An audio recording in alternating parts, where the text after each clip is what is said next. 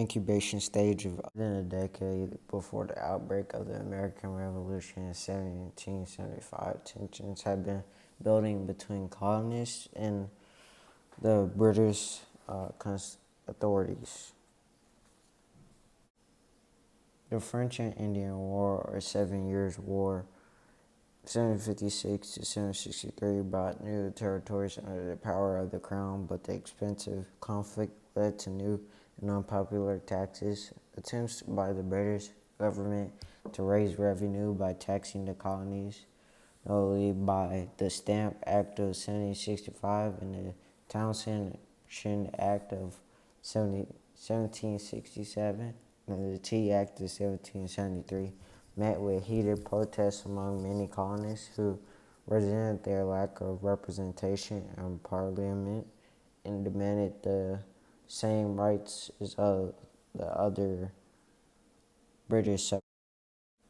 Colonial resistance led to the violence in 1770 when British soldiers opened fire on a mob of colonists, killing 5 men in what was known as the Boston Massacre. After December 1773, when a band of Bostonians, dressed as Mohawk Indians, boarded British ships and dumped 342 Czech symptomatic state.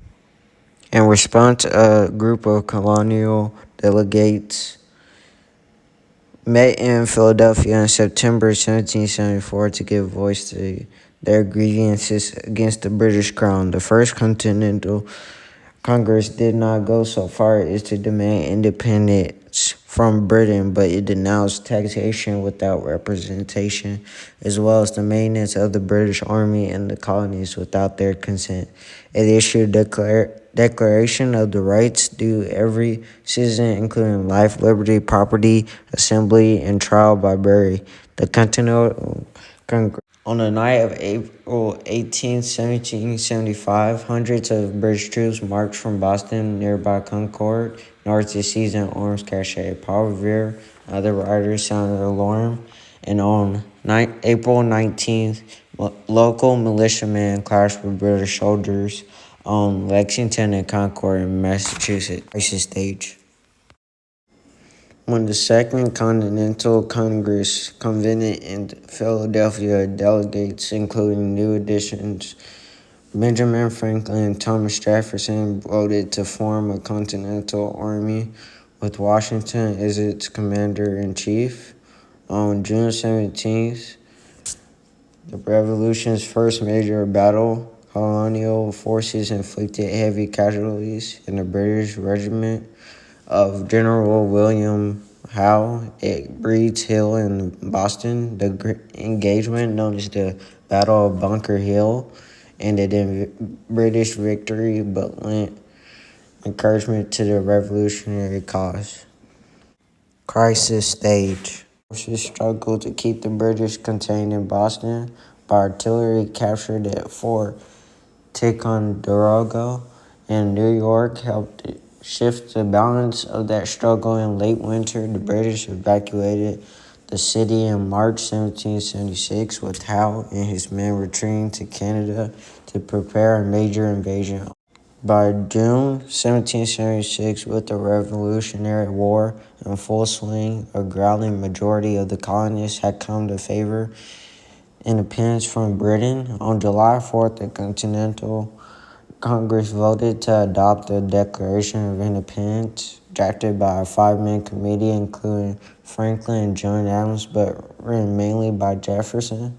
That same month, determined to crush the rebellion, the British government sent a large fleet along with more than 34,000 troops to New York. In August, Howe's redcoats routed the Continental Army on Long Island. Washington was forced to evacuate his troops from New York City by September. Pushed across the Delaware River, Washington fought back with a surprise attack in Trenton, New Jersey on Christmas night, and won another victory at Princeton to revive the rebels' flagging hopes before making winter quarters at Morristown.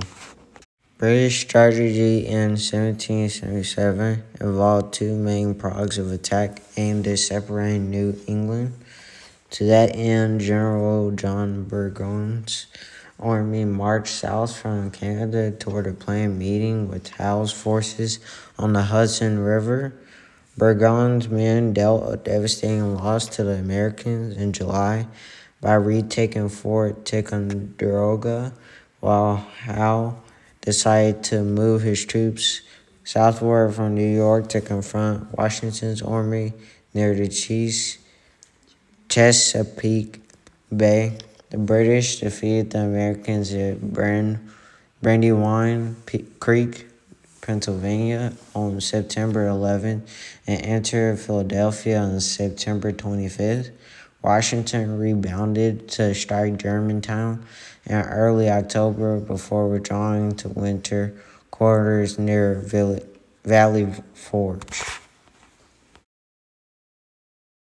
Howe's move had left Burgoyne's army exposed near Saratoga, New York, and the British suffered the consequences of this on September 19th when the American force under General Horatio Gates defeated them at Freeman's Farm in the First Battle of Saratoga.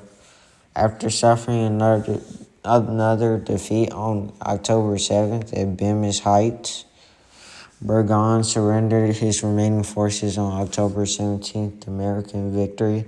Saratoga would prove to be a turning point of the American Revolution, as it prompted France to enter the war openly on the American side, though it would not formally declare war on Great Britain until June 1778.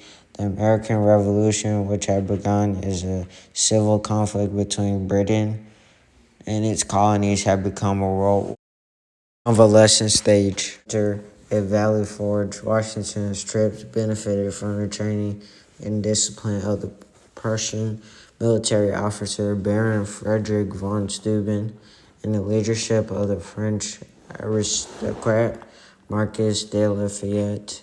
On June 28, 1778, British forces under Sir Henry Clinton attempted to withdraw from Philadelphia to New York.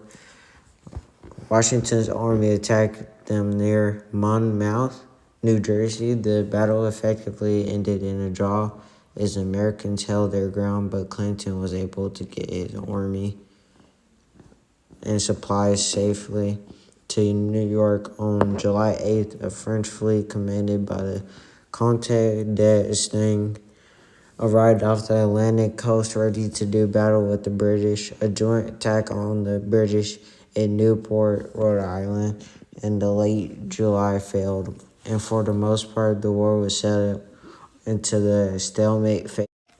The Americans suffered a number of setbacks from 1779 to 1781, including the defection of General Benedict Arnold to the British in the first serious mutinies within the Continental Army. In the South, the British occupied Georgia by early 1779 and captured Charleston, South Carolina in May 1780.